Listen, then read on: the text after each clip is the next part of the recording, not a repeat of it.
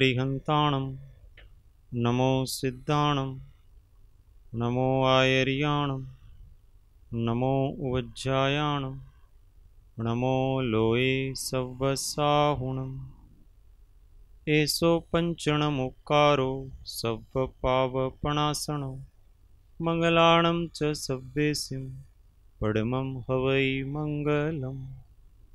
ॐ नमो अरिहन्ताणम्। महादेव्या कुक्षिरत्नं शब्दजितर्वात्मजं राजचन्द्रमहं वन्दे तत्त्वलोचनदायकं प्रभु तत्त्वलोचनदायकम्। जे स्वरूप समझा विना पाम्यो दुख नंद समझाव्यू ते पद नमो श्री सद्गुरु भगवंत परात्पर गुरुवे नमः। परम्पराचार्य गुरुवे नमः। परम गुरुवे नमः। साक्षात् प्रत्यक्ष सद्गुरुवे नमो नमः। अनंत अनंत भाव भेद थी भरेली भली अनंत अनंत नाय निक्षेपे व्याख्यानी छे। सकल जगत हित कारिणी हारिणी मोह तारिणी भवाब्धि मोक्ष चारिणी प्रमाणी छे। उपमा आप्यानी जेने तमारा खवीते आपवाथी निज मति मपाई में मानी छे। अहो राज चंद्र बाळ ख्याल नथी पामताय जिनेश्वर तणी वाणी जाणी तेणे जाणी छे। गुरुराज तणी वाणी जाणी तेणे जाणी छे। ओ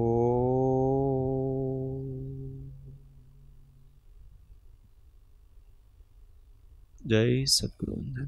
जय जय।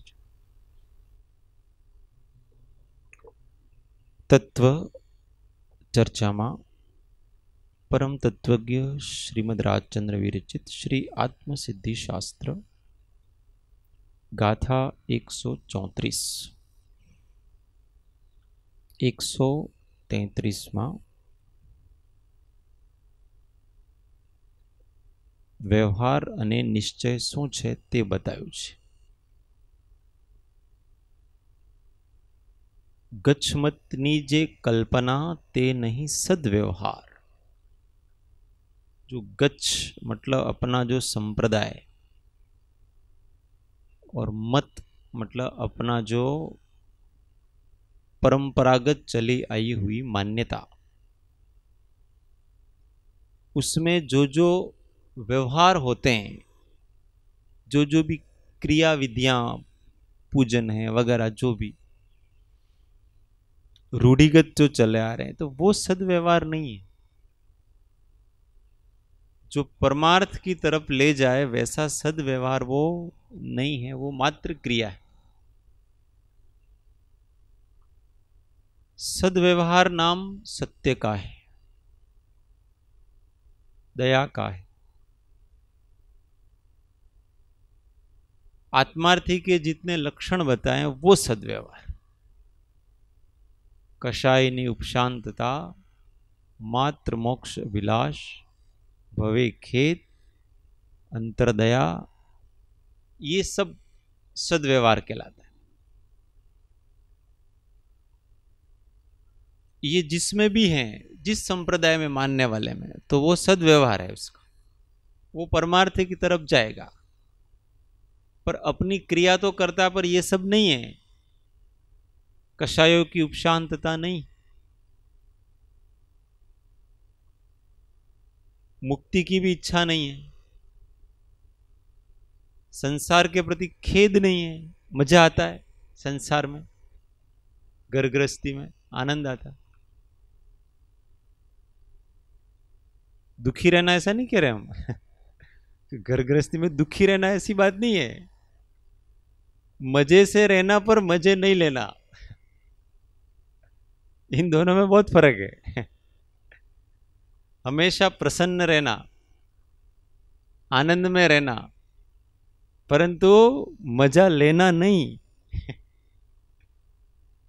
किस में मजा नहीं लेना? घर गृहस्थी के कामों में, वो जो विषय हैं, वो कषाय हैं, वो जो अपने परिजन हैं, मोह के जितने भी बंधन हैं, उन बंधनों में मजे नहीं लेने का है। व्यक्ति को राग के कारण से उसी में मजा आता है।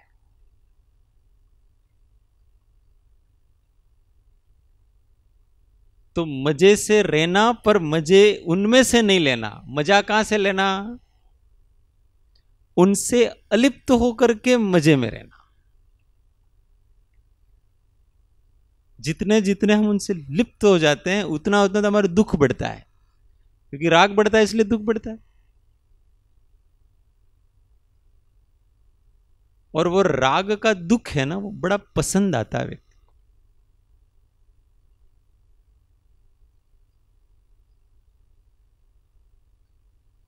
इसलिए इसको ध्यान से देखना कि हम अनुराग, राग, मोह नहीं बढ़ाना, आसक्ति नहीं बढ़ाना, अनासक्त रह करके जो करना वो करो।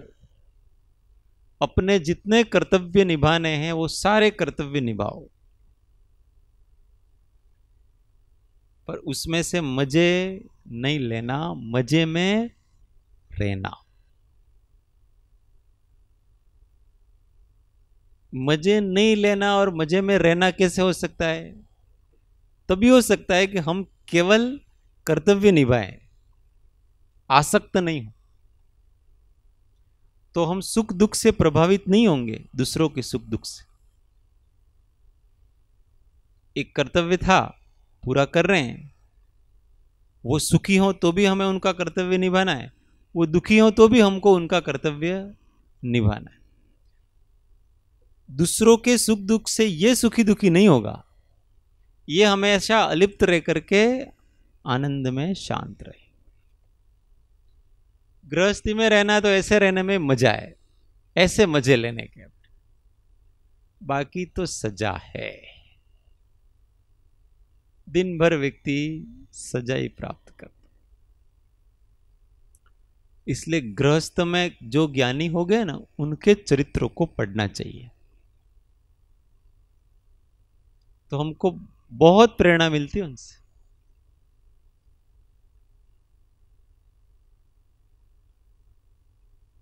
वो किसकी घटना थी? संत तुकाराम की, गन्ने की शेरडी।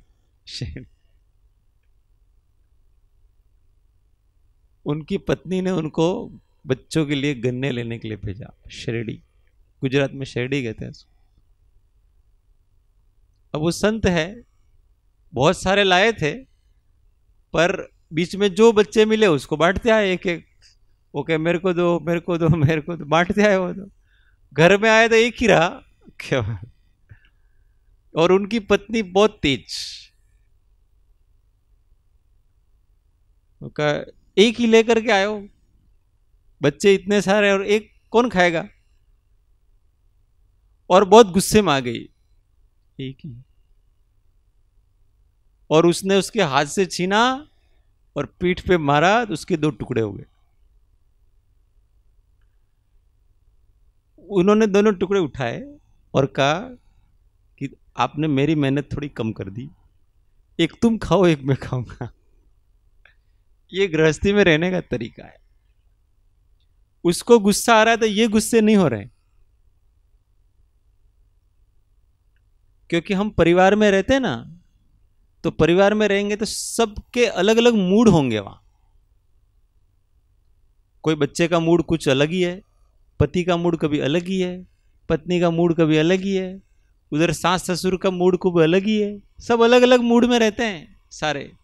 अब आप सबका मूड कहां संभालोगे? तो सबको उनको उनके हिसाब से रहने दो, अपने मस्त रहो।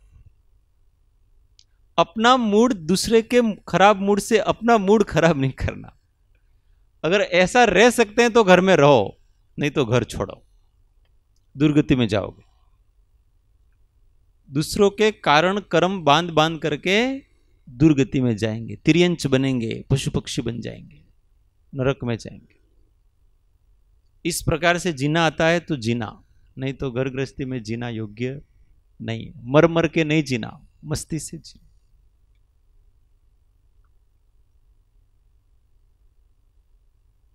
तो मजा आता है जीने का। ये सद्व्यवहार की बात कर रहे हैं, इसका नाम सद्व्यवहार है। हमेशा शांत रहना, परिस्थिति को स्वीकार करना।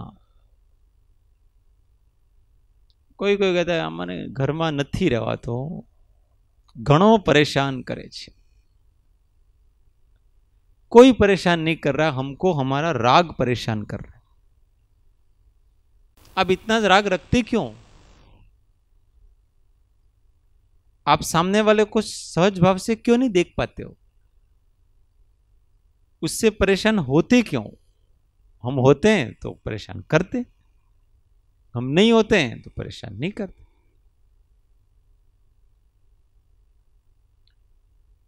बच्चा खाता नहीं, इसके लिए मम्मी परेशान, वो बार बार कहती तू खा ले खा ले। वो मम्मी भूख नहीं है, वो मम्मी जबरदस्ती।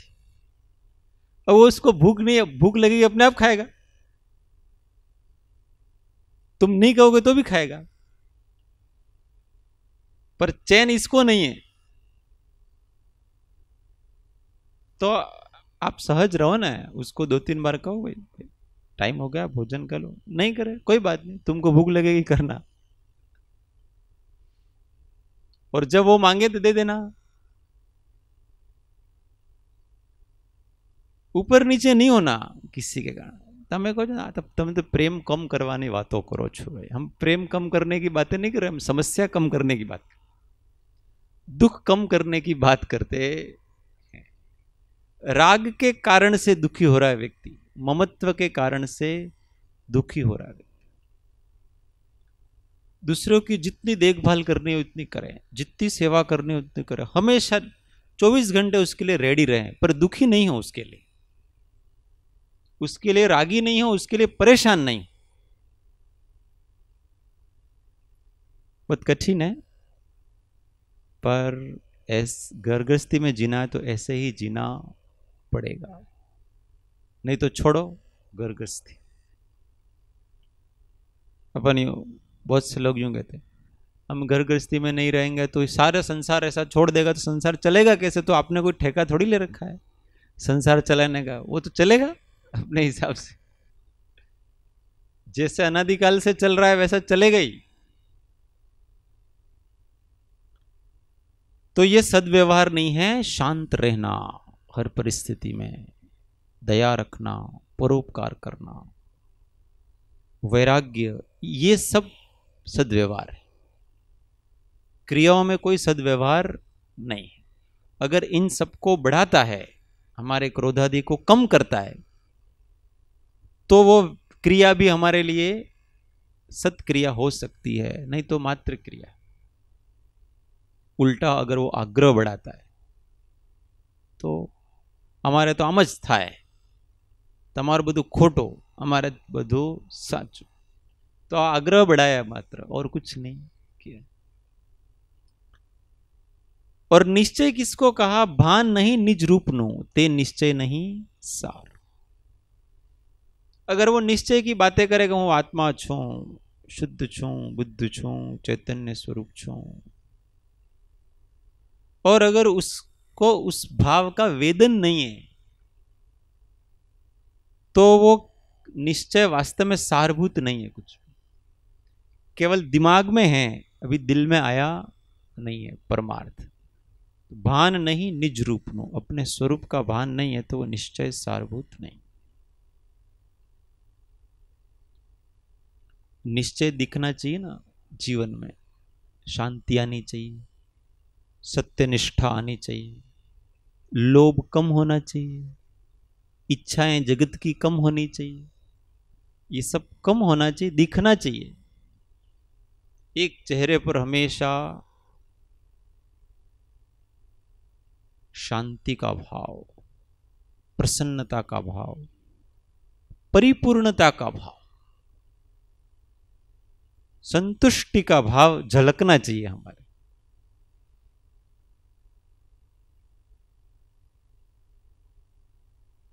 व्यक्तियों को देखते हैं तो चेहरा देखते हैं, चेहरा तो लटकता हुआ है, अथवा तो उस चेहरे पर कोई न कहीं तृष्णा दिखती है, व्याकुलता दिखती है। पर जिसके अंदर संतुष्टि है, तो शांति है, वो चेहरे पर कहीं न कहीं तो उभर के आएगी ना, आंख में संतुष्टि दिखेगी, कोई शिकायत नहीं किसी से, जो है जैसा है हमको कोई दिक्कत नहीं।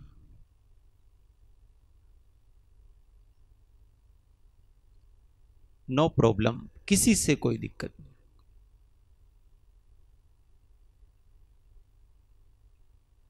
संतुष्टो येन केन चित्ता।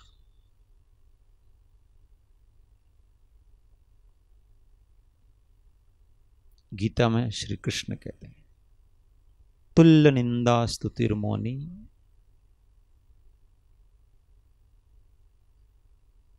संतुष्टो येन केन चित्ता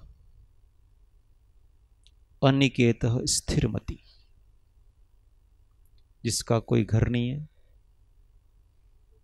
जो निंदा और प्रशंसा में एक है, और संतुष्टो येन केन चित्ता, जिस किसी प्रकार भी हमेशा संतुष्ट रहता है, कभी व्यग्रता नहीं, कभी हड़बड़ाहट नहीं, कभी आगे आएगा अभी ज्ञानी का वर्णन इसमें आएगा। 134 આગળ જ્ઞાની થઈ ગયા વર્તમાનમાં હોય, થાશે કાળ ભવિષ્યમાં માર્ગ ભેદ નહીં કોઈ, થાશે કાળ ભવિષ્યમાં માર્ગ ભેદ નહીં કોઈ। આગળ જ્ઞાની થઈ ગયા વર્તમાનમાં હોય, આગળ ज्ञानी થઈ गया मतलब भूतकाल में ज्ञानी हो गए, वर्तमान में होए, वर्तमान में भी ज्ञानी होते हैं, थाशे काल भविष्य में, और भविष्य में भी ज्ञानी होंगे, मार्ग भेद नहीं कोई, और उन सब का मार्ग एक ही है, उसी मार्ग से सब ज्ञानी होंगे, अलग अलग मार्ग नहीं।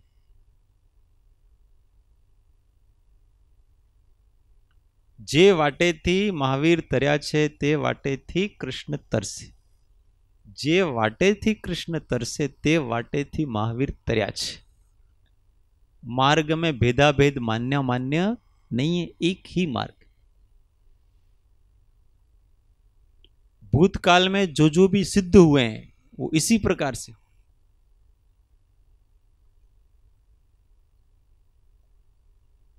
श्रमणो जिनो तीर्थंकरो आरीत सेवी मार्ग ने, सिद्धि वर्या नमुते मने निर्वाण नाते मार्ग ने। और मार्ग कैसा बताया? हूँ एक शुद्ध सदा अरूपी ज्ञान दर्शनमय खरे, कई अन्य ते मारो जरी परमाणु मात्र नथी अरे। हूँ एक शुद्ध ममत्वहीन हूँ, ज्ञान दर्शन पूर्ण छूं, एमा रही स्थित लीन एमा शीघ्र आसौ क्षय करो। अरहंत सौ कर्मो तणो करी नाश एज विधि वडे। उपदेश पण एम ज करी निर्वृत्त थया नमो ते मने। उपदेश पण एम ज करी निर्वृत्त थया नमो ते मने। ज्ञानी होने का तो यही मार्ग। हूँ एक शुद्ध सदा अरूपी ज्ञान दर्शन मैं खरे। कई अन्य ते मारो जरी परमाणु मात्र नथी हरे। मैं एक हूं, शुद्ध हूं, अमूर्तिक हूं और ज्ञान दर्शनमय हूं। इस जगत के परमाणु मात्र से भी मेरा किंचित भी कोई संबंध नहीं है।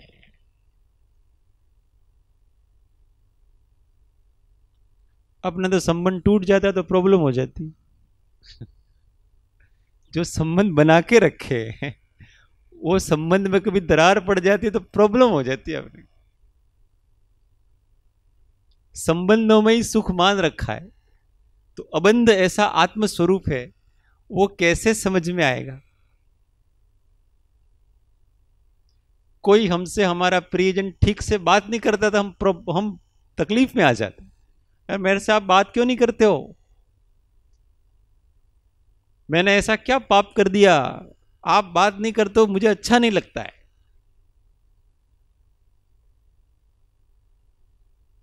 तो आपका तो सारा सुख उसके ऊपर हो गया, उसके ऊपर डिपेंड हो गया अब तो सारे। वो आपसे अच्छा रहेगा तभी आप अच्छे रहेंगे, बस। आप तो हो गए दास। ऐसे ही हम दास बने हुए अनादिकाल से। लोगों के दास बने हुए हैं, परिजनों के दास बने हुए हैं। वो ठीक हैं तो ठीक है हम, और नहीं तो शरीर के दास बने हुए। ये ठीक रहेगा तो ठीक रहेंगे, शरीर में थोड़ा सा भी गड़बड़ हुई तो हम अपसेट हो जाते। क्योंकि हमने अपने आप को यही मान रखा है कि ये शरीर है वो मैं हूं, और ये शरीर से लगते हुए सारे परिजन वगैरह वो मेरे हैं। ये बुद्धि जब तक नहीं निकलेगी तब तक सुख का अंश भी नहीं मिलेगा, क्योंकि ये तो अपना रखा हुआ रहता ही नहीं है, निरंतर बदल रहा है। और अपने परिजन अपने हिसाब से चलेंगे नहीं, उनका सुख दुख, उनके कर्म उनके हाथ में, वो हमेशा अपने अनुकूल होकर के वर्तेंगे नहीं, तो क्या हम दुखी होते रहेंगे। इसलिए सच्चा सुख क्या है वो समझे कि वो किसी के ऊपर डिपेंड नहीं है। जगत को जैसा वर्तना वैसा वर्ते, शरीर आदि को जैसा रहना वैसा रहे, मैं शांत। मेरी शांति को कोई भंग नहीं कर सकता है।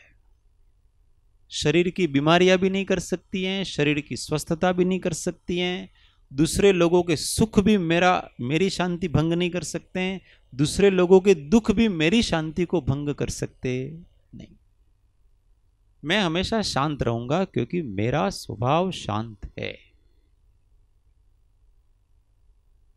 ये ज्ञानी होने का मार्ग है। मुक्त होने का मार्ग तो ये। फिर भी प्रश्न होता करते हैं, તમે કહો છો સાચું પણ થઈ જાય છે, हो जाता है, उसकी कोई दिक्कत नहीं। वो पूर्व के संस्कार से ऐसा हो जाता है, पर प्रयास ऐसा करना कि अपनी शांति भंग नहीं हो कभी, किसी के भी कारण से। हम दूसरों के कारण से अपने आप को दुख में डाल देते हैं।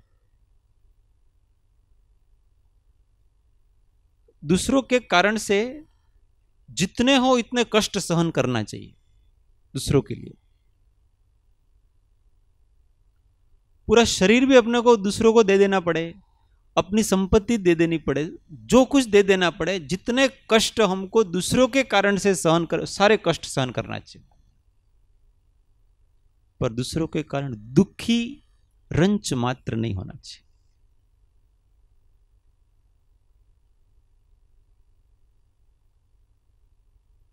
दुखी होना वो आत्मा को मारना जैसा है, आत्महत्या जैसा है। और दूसरों के लिए कुछ भी दे दो आप, कितना भी त्याग कर दो, उसमें तो आनंद है। आपको क्या चाहिए वे मेरे से? ये शरीर आपका, दे सकता हूं। इसमें से खून आपको चाहिए, ले लो। ये आंखें आपको चाहिए, ले लो। जो चाहिए वे ले लो। मेरे पास जो भी संपत्ति आपको चाहिए, ले लो। हम इन सब के बिना रह सकते हैं, आनंद से रह सकते हैं। तो दूसरों के लिए जितना हो सके उतना कष्ट सहन करें, दुखी नहीं होना। क्योंकि दुख है वो मोह से आता है। कष्ट सहन अघातिया कर्म है, कर सकते। उल्टा अच्छा है, दूसरों के लिए जितने कष्ट सहन करे उतना अपने आत्मा का कल्याण होता है।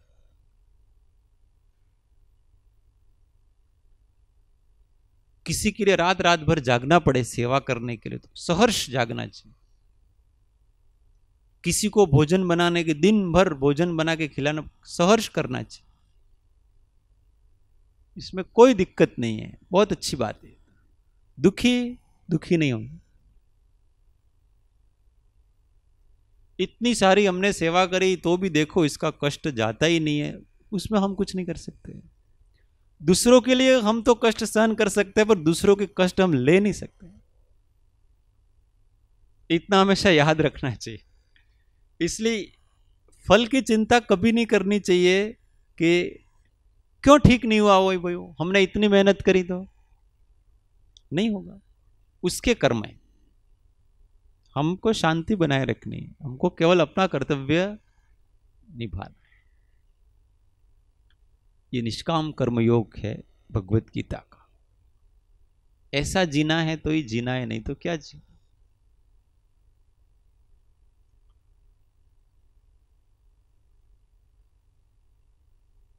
આગળ જ્ઞાની થઈ ગયા વર્તમાનમાં હોય, ज्ञानी इस प्रकार से जीते। यहां जो ज्ञानी का है वो ज्ञानी अलग अलग प्रकार से समझना। एक तो केवल ज्ञानी भी ज्ञानी होते हैं, एक मुनि भी ज्ञानी होते हैं, और एक गृहस्थ में रहने वाला चौथा गुण स्थान वाला अविरत सम्यक दृष्टि और पांचवा गुण स्थान वाला देशवृत्ति, ये भी ज्ञानी होता है। ये सब ज्ञानी है, पर उसकी अपनी अपनी कक्षाएं ज्ञानियों की। चौथा गुण स्थान वाला केवल दृष्टि की अपेक्षा से ज्ञानी है, उसका श्रद्धान और ज्ञान सम्यक हुआ है।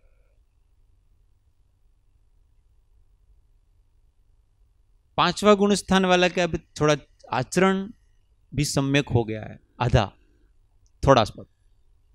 छठा गुण स्थान वाला का आचरण बहुत अधिक सम्यक हो गया है। सातवां गुण स्थान वाला के विकल्प समाप्त हो गए। 12वें गुण स्थान तक कषाय समाप्त हो गई, वो भी ज्ञानी है। एक ज्ञानी मिथ्यात्व रहित है, एक ज्ञानी कषाय रहित है, और एक ज्ञानी अज्ञान रहित है। ये तीनों ज्ञानी हैं।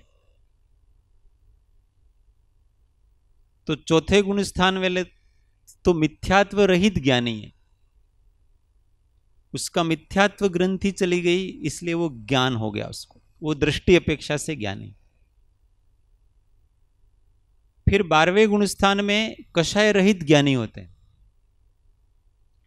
कि अब उनकी कषाय भी चली गई है, न क्रोध है, न मान है, न माया है, न लोभ है, कुछ नहीं, वो भी ज्ञानी है। और एक 13वें गुण स्थान वाला होता है जिसका अज्ञान चला गया है, ज्ञानावरण समाप्त हो गया उसका, साथ में दर्शनावरण जो भी, तो वो भी केवल ज्ञानी, वो केवल ज्ञानी है, मात्र ज्ञान हो गया। तो ये अलग अलग प्रकार का स्टेज है।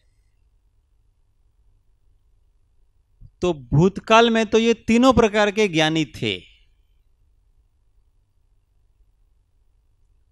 दृष्टि अपेक्षा से ज्ञानी थे, कषाय मुक्त ज्ञानी थे और केवल ज्ञानी भी थे। आज से 2500 साल पहले महावीर भगवान थे, 2600 साल पहले, उसके पहले पारसनाथ भगवान थे और अन्य बहुत सारे केवल ज्ञानी हो गए हैं, राम इत्यादि।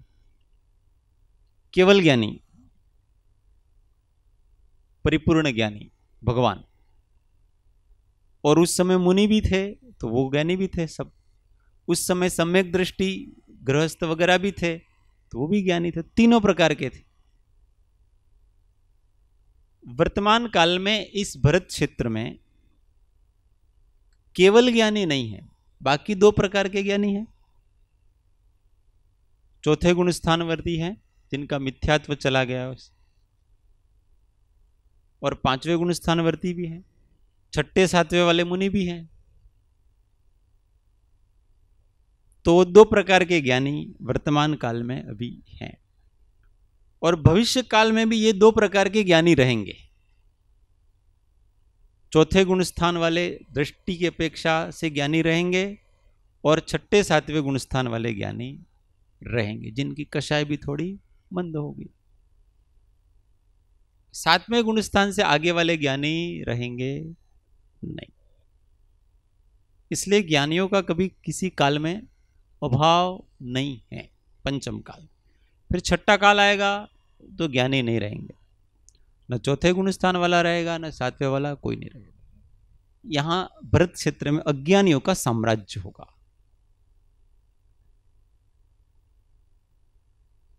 महावीर भगवान के अनुसार 18,500 साल बाद यहां कोई सत्संग नहीं रहेगा, कोई ज्ञान की बात नहीं रहेगी, कुछ नहीं रहेगा। जानवरों की तरह लोग जिएंगे। खाओ पियो, छीन करके खाओ, ऐसा भी नहीं एक दूसरे को खिलाना। नरक की तरह, नारकियों की तरह यहां के लोग होंगे, जंगली जानवरों की तरह। भगवान करे अपने को वो देखना, जन्म तो नहीं लेना पड़े पर देखना भी नहीं पड़े। इसके लिए ज्ञान का सेवन करना चाहिए। देखना पड़े तो कोई दिक्कत नहीं, जानना पड़े तो। केवल ज्ञानी हो गए इसके पहले तो आप जान लोगे यहाँ लोग कैसे रहते हैं। रहना नहीं पड़ेगा, दुख सहन करने नहीं पड़ेंगे। आगे कहते हैं कि भविष्य काल में भी ज्ञानी होंगे। वर्तमान काल में तथारूप ज्ञानी कम होते हैं, पर कोई समय ऐसा नहीं होगा जब ज्ञानी नहीं रहेंगे इस पृथ्वी पर। कोई नहीं कोई तो होंगे।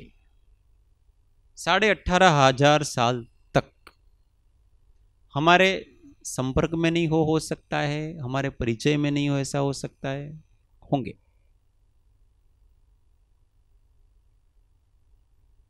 कोई तिर्यंच इंसान नहीं, कोई तिर्यंच हो सकता है, वो भी ज्ञानी हो सकता है। ज्ञानियों का अलग अलग टाइप है, रहेंगे। इसलिए कभी ये निराशा नहीं करनी चाहिए और ऐसा स्टेटमेंट भी नहीं करना है इस काल में तो कोई ज्ञानी पुरुष होते ही नहीं हैं, ऐसा बिल्कुल गलत बात। हम केवल ज्ञानी नहीं हो गए कि हम सबको जान लिया हमने। हम तो कितना जानते हैं। आमे तो छे ने आखा देश में फर्या, घणा फर्या, आमने तो कोई सत्पुरुष मळ्या नहीं। तो आपने कितना देखा ये बता। पहली बात तो आप जिस संप्रदाय से हम रिलेटेड हैं उसी के साधुओं के पास जाते हैं अथवा उन्हीं धर्मात्माओं के पास जाते हैं। इसके अतिरिक्त तो बाहर जाते ही नहीं हम। और हमने तो ऐसा ठप्पा लगा रखा है कि वहीं पर होंगे, दूसरी जगह तो होंगे ही नहीं। तो ये भी गलत बात है। जीवों की परिणतियां अलग अलग प्रकार से। जब पशु पक्षी हो सकते हैं तो अन्य मनुष्य क्यों नहीं हो सकते। थोड़ा सा कुएं में घूम लिया, इधर से उधर छलांग लगाई, वो मेढक के जैसा। फिर कहा हमने सारी दुनिया घूम ली, हमको तो कहीं कुछ मिला नहीं। तो आपने सारी दुनिया नहीं, केवल कुएं में घूम रहे हो और कह रहे हो हमको तो कोई मिला नहीं। अब होंगे दूसरे, अब जब दूसरे हैं और आपने नहीं ऐसा कहा तो आपने उनका अवर्णवाद किया है। उत्सूत्र प्ररूपणा भी है और अवर्णवाद भी है, दोनों। अपन लोग यूं सोचे हैं महावीर भगवान जता रहा, कुन कुन स्वामी वो आचार्य भी चले गए, कृपाणु देव भी चले गए ना, तो सब बड़े बड़े लगे। अब तो कोई ज्ञानी है ही नहीं। बस एक लास्ट कृपाणु देव थे। कृपाणु देव वाले बहुत से मानने वाले ऐसे हैं, हो कृपाणु देव थया एना पछी तो कोई ज्ञानी थया ज नहीं, थशे ज नहीं। એટલે અમારે तो प्रत्यक्ष ज्ञानी ये है, तो इन्हीं की बात का विरोध है। वही तो ये कह रहे हैं कि आगळ ज्ञानी थे गया, वर्तमान में होए, थाशे काल भविष्य में, ये उन्हीं का विरोध वो करते। तो फिर उसके अनुयायी कैसे हुए? अनुयायी तो कोई नहीं, जब उनका विरोध करते हैं, उनकी बात ही नहीं मानते। ज्ञानी कोई ऐसे सिर पे कोई सिंगड़े नहीं हो जाते, सिंग हो जाते, अलग प्रकार का दिखता है, वो कुछ नहीं होता है, अपने जैसे ही रहते हैं, सब अपने बीच में ही रहते हैं। दृष्टि बदल जाती है। जिससे हम दुख मान रहे हैं उससे वो दुखी नहीं होते हैं। इतनी सी बात। जो हमारे लिए बहुत बड़ा महात्मा की वस्तु लगती है, उनके लिए कुछ नहीं है। जिससे हम बार बार अपसेट हो जाते हैं, वो उनका कुछ महत्व नहीं रखता है। इसी का नाम ज्ञानीपना है। हमारी मान्यता और उनकी मान्यता में फर्क पड़ गया, बाकी तो सब वही है। खाएंगे पिएंगे साथ में रहेंगे, सब कुछ वही के वही, अलग क्या। पर अंदर में बहुत बड़ा फर्क पड़ गया, क्योंकि मान्यता बदल गई, सुख का आधार बदल गया है। अज्ञानी के सुख का आधार राग के साधन थे, बाहर के साधन थे। शरीर सुख का आधार था, परिजन सुख के आधार थे, ये सब उसके सुख के आधार थे। ज्ञानी के अब कोई सुख का आधार वो रहे ही नहीं। उसके सुख का आधार स्वयं का अपना चैतन्य समत्व भाव। उस समत्व भाव में ही वो सुखी रहता है हमेशा। बाहर में जो भी होना वो हो। किसी का संयोग होता है, किसी का वियोग होता है। संयोग हो तो भी ठीक है, वियोग हो तो भी ठीक है।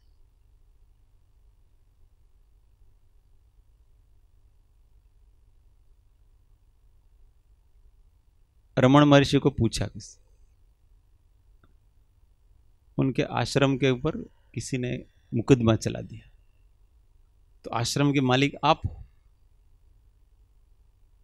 तो उन्होंने उनको पूछा, आप इस आश्रम के मालिक हो कि नहीं? उनका नहीं। तो आप इस आश्रम में रहते हो कि? नहीं। आप कौन सा आश्रम में रहते हो? तो अति आश्रम।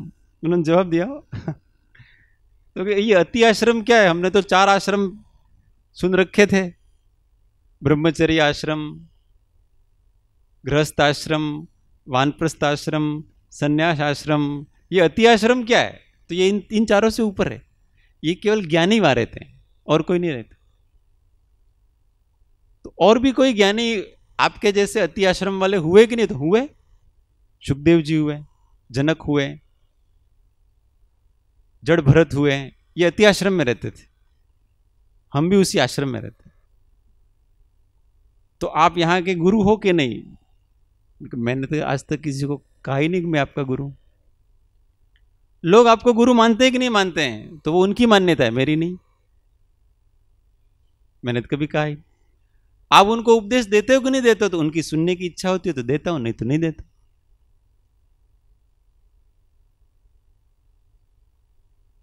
आप उनको यहां रखते हैं कि नहीं रखते हैं? मैंने कहा मैं नहीं रखता।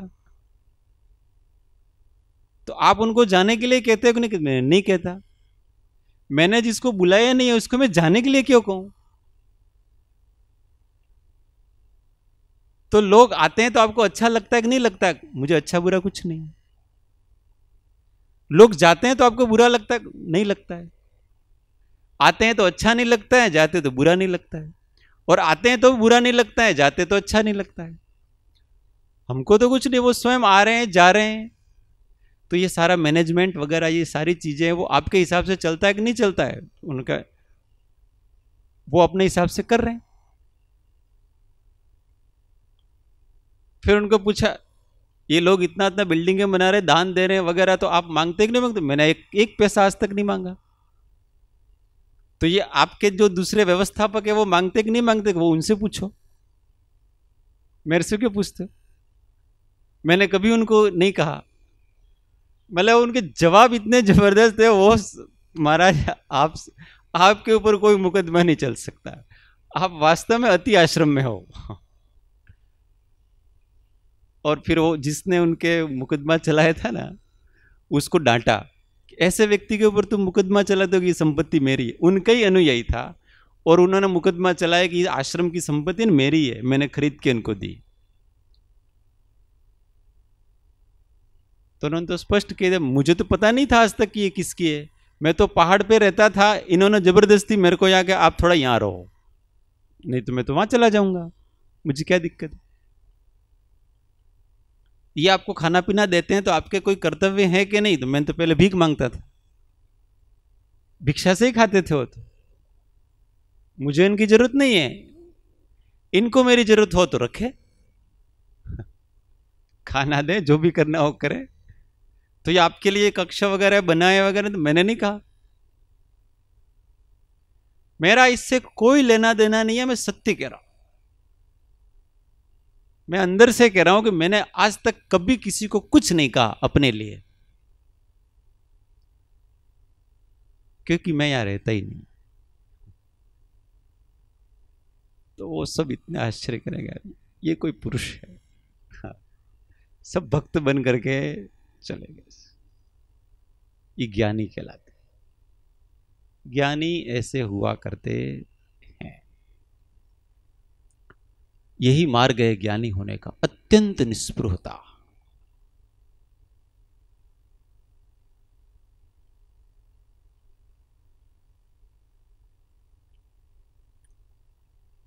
उनको फिर ये भी पूछा कि आपको ये लोग गुरु मानते थे, आप उनको मना क्यों नहीं करते हो? तो मैं क्यों नहीं मना करूं उनको? मुझे गुरु मानने से उनका कल्याण होता है, तो मैं उनके कल्याण में बाधक क्यों? पर मैं उनको शिष्य नहीं मानता। वो मुझे अपना गुरु मानते, मैं उनको शिष्य नहीं मानता। वो माने गुरु, बहुत अच्छी बात है, और मैं उनके लिए जो कर सकता हूं मैं करता हूं। कितनी निस्पृहता होती है महात्मा के हृदय, उस निस्पृहता को, और उसके साथ साथ करुणा भी बहुत जबरदस्त होती है। इसलिए तो बात मान लेते हैं ना, आपको यहां रखना है तो हम यहां रहेंगे, वहां रखना तो वहां रहेंगे, हमारी कोई इच्छा नहीं हो, तुम्हारी इच्छा हो तो हम करो। ऐसे ही जीने में मजा आता है, नहीं तो हमारी आकांक्षाएं होंगी, इच्छाएं होंगी, ये करो वो करो। हम इतने साल से रह रहे, हमारे लिए कुछ नहीं किया, हम इतने साल से समर्पण कर रहे हैं यहां पर, तो आश्रम को हमारे लिए कुछ तो करना चाहिए। तो तुम आश्रम में रहने लायक ही नहीं हो अगर ऐसा हो।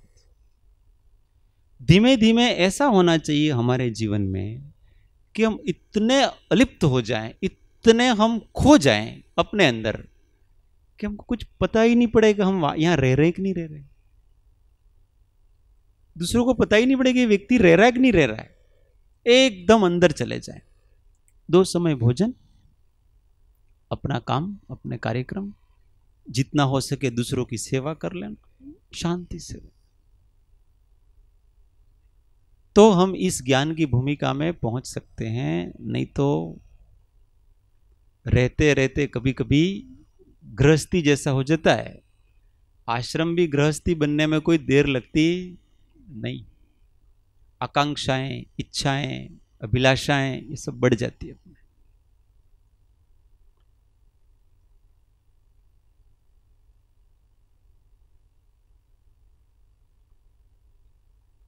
ओ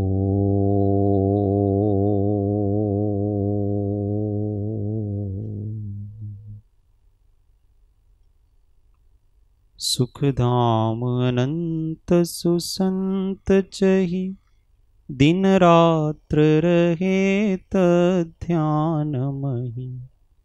पर शांति अनंत सुधामय जे प्रणमो पद तेवर ते जयते ओ प्रणमो पद तेवर ते जयते।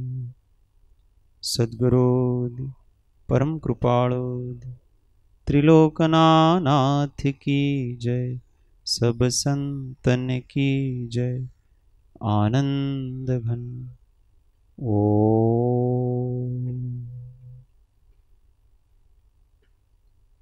1 मिनट मौन आत्म अनुसंधान। ओ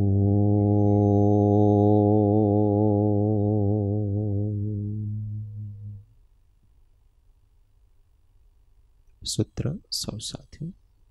हूँ आत्मा छूँ, आपनो सेवक छूँ, सौनो मित्र छूँ।